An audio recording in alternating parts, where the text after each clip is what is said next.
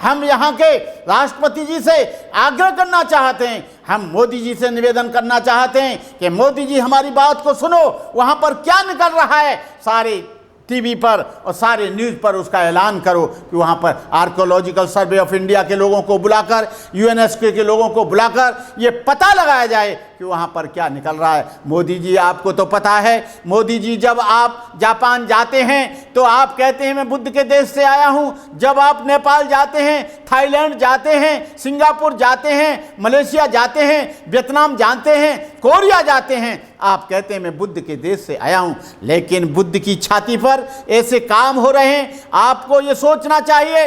लेकिन यहाँ पर विदेशों में जाते हो, बुद्ध की धरती से आया हूँ, लेकिन यहाँ पर बुद्धिस्ट लोगों पर जुल्म होता है। लेकिन एक बात को याद दिला दूँ, ब्राह्मण ये ना सोचें कि भगवान बुद्ध ब्राह्मणों के विरोधी हैं या क्षत्रियों के विरोधी हैं या किसी और जाति के विरोधी हैं। लेकिन भगवान बुद्ध ने पहले शिष्य अपने पांचों के पांचों ब्राह्मण बनाए थे।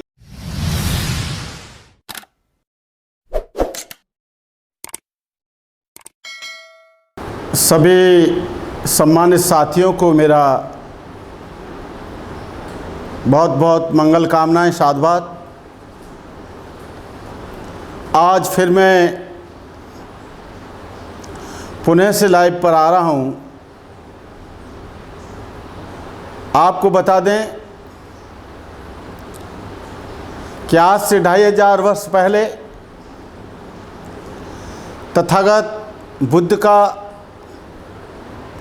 इस भूतल पर आगमन हुआ और तथागत के प्रभाव से,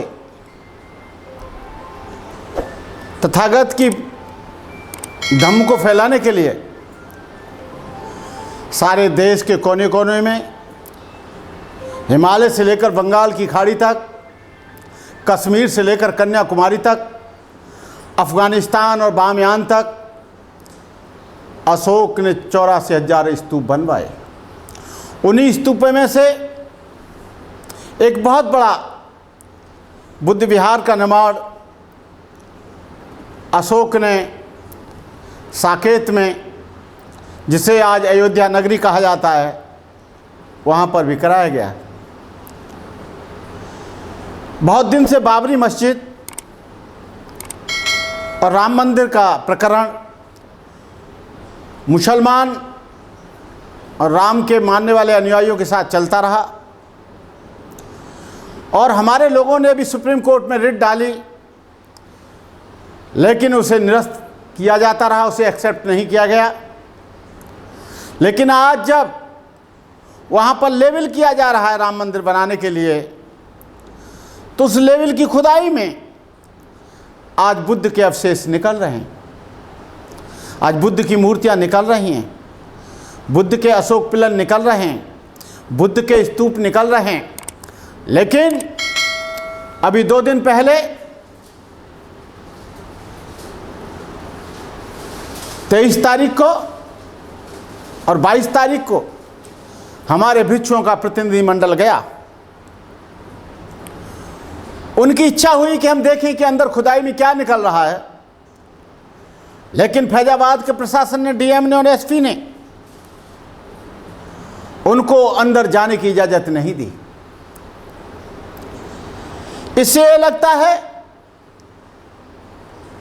कि वहां पर सच में बुद्ध के अवशेष निकल रहे हैं। वैसे भगवान बुद्ध ने दुनिया में भारत का नाम पैदा किया। दुनिया में बुद्ध की धरती से दुनिया में लोग जानते हैं। जापान का आदमी आता है, थाईलैंड का आदमी आता है, लाओस का आदमी आता है, सिंगापुर का आदमी आता है, मलेशिया ताइवान का आदमी आता है, चाइना और तिब्बत और जावा, सुमित्रा, बोर्नियो और श्रीलंका के लोग आते हैं। यहाँ की मिट्टी को ले जाकर अपने पूजा स्थल में रखते हैं और कहते हैं कि उस देश की धरती का जहाँ बुद्ध के कभी चरण पड़े थे।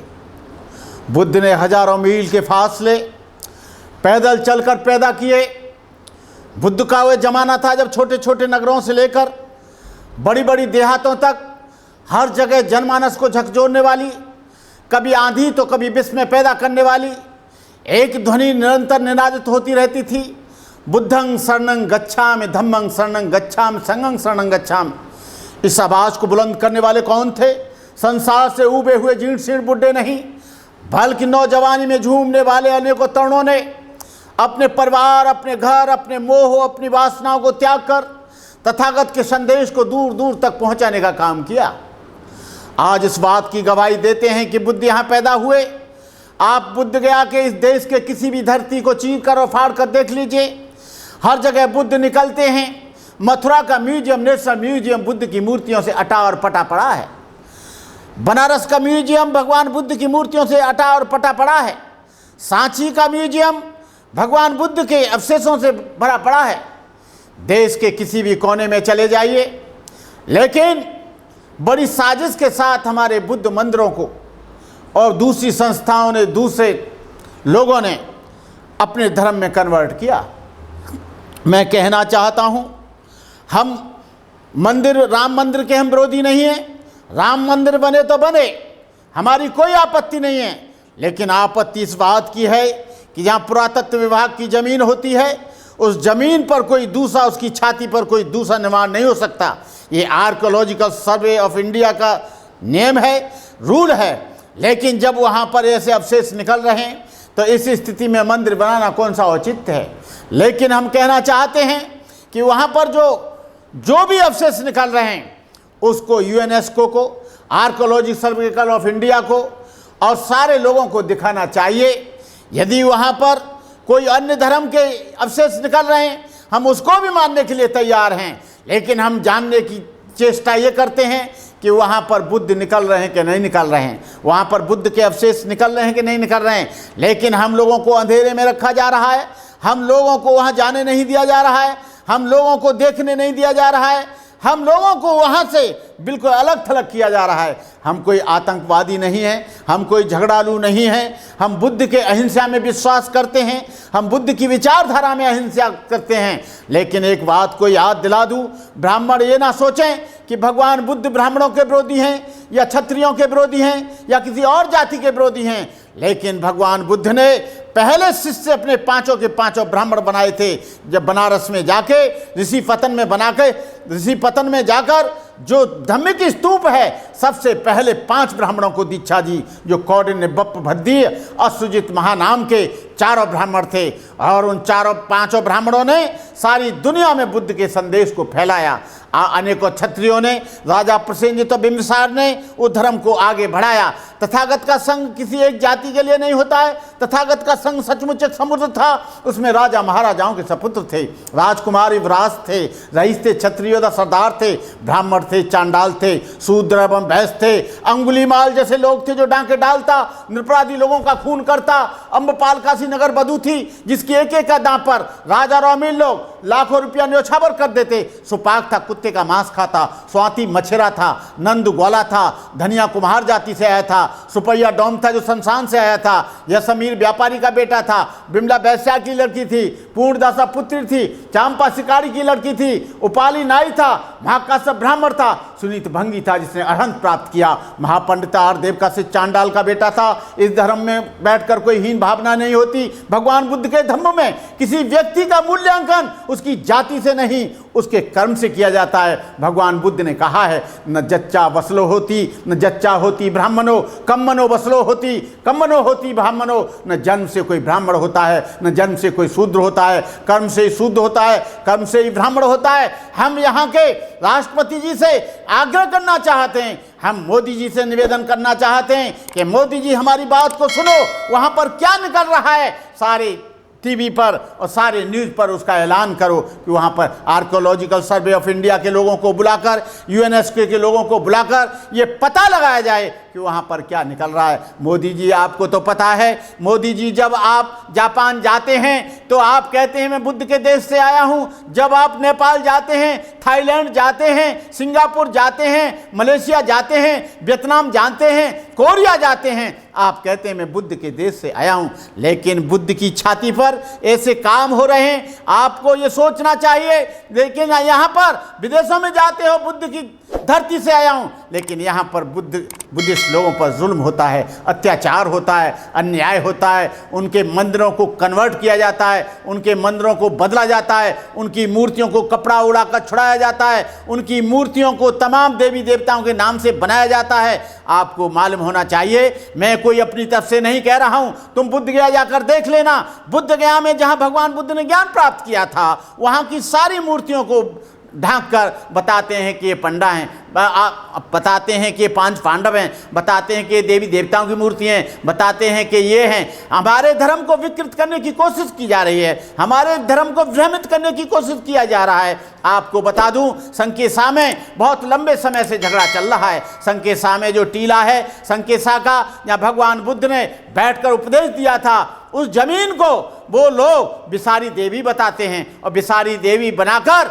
वहां पर भी अतिक्रमण किया जा रहा है। बिसारी देवी बताकर वहां के अवशेष बताते हैं, इतिहास बताता है, हमारे ग्रंथ बताते हैं, और अयोध्या के बारे में भी, जिसका नाम कभी साकेत था, हमारे ग्रंथों में उसका विवरण है, हमारे ग्रंथों में उसकी जानकारी है। लेकिन हम लोग आप लोगों से कहना चाहते हैं कि आप लोग हमारी मदद करें। हम लोग कहना चाहते हैं कि हमको न्याय मिलना चाहिए। हम भी देश के नागरिक हैं, हम भी यहाँ के धार्मिक सिद्धांतों को मानते हैं, और भगवान बुद्ध ने जितना सम्मान इस देश को दिलाया है उतना और किसी ने नहीं दिलाया। भगवान बुद्ध को सारी दुनिया मानती है, भगवान बुद्ध के सिद्धांतों को सारी दुनिया मानती है। हमारा कहने का मतलब ये है कि जो खुदाई हो रही है, जो वहाँ समताकरण हो रहा है, जो वहाँ पर लेवल निकाला जा रहा है, जो वहाँ पर जिस तरह से एक जैसा किया जा रहा है, वहाँ ज़मीन का लेवल किया जा रहा है, उन लेवल को देखकर वहाँ पर क्या क्या निकल रहा है इसको जानने की कोशिश करें। हमारे पास भी इसके फुटेज आए हैं कि वहाँ पर भगवान बुद्ध की मूर्तियों के भी आए हैं, हमने पता लगाया है। भंते लोग वहाँ पर गए, लेकिन प्रशासन ने उनको अनुमति नहीं दी। अरे आपको ऐसा क्या डर है, उनको जाने दो, जब और लोग जा सकते हैं। वहाँ से कह रहे हैं परमिशन लेनी पड़ेगी। अरे परमिशन किससे लेनी पड़ेगी? वहाँ पर कोई हम लोग धोखा करने जा रहे हैं, या कोई हम झगड़ा करने जा रहे हैं, या वहाँ पर कोई हम आतंकवादी हैं? हम बौद्ध भिक्षु हैं। बौद्ध भिक्षु अहिंसा में विश्वास रखता है। बौद्ध भिक्षु किसी को मारता नहीं है, बौद्ध भिक्षु किसी को लूटता नहीं है, बौद्ध भिक्षु किसी का नुकसान नहीं करता है। बौद्ध भिक्षु भगवान बुद्ध के अष्टांगिक मार्ग और प्रति समत्पाद और भगवान बुद्ध के सिद्धांतों का प्रचार करता है। हमारा निवेदन है कि जो भी वहाँ पर हो रहा है उसको जल्दी से जल्दी करने की कृपा करें, और हमारे बुद्ध गया में जो हमारे टेम्पल पर कब्जा किए हैं वहाँ पर भी हमारे बुद्धिस्टों को ही उस कमेटी में रखा जाए। इन्हीं शब्दों के साथ मैं यहाँ की गवर्नमेंट से, यहाँ के लोगों से अपील करता हूँ कि आप लोग धैर्य रखें, शांति के साथ। दूध का दूध, पानी का पानी होगा।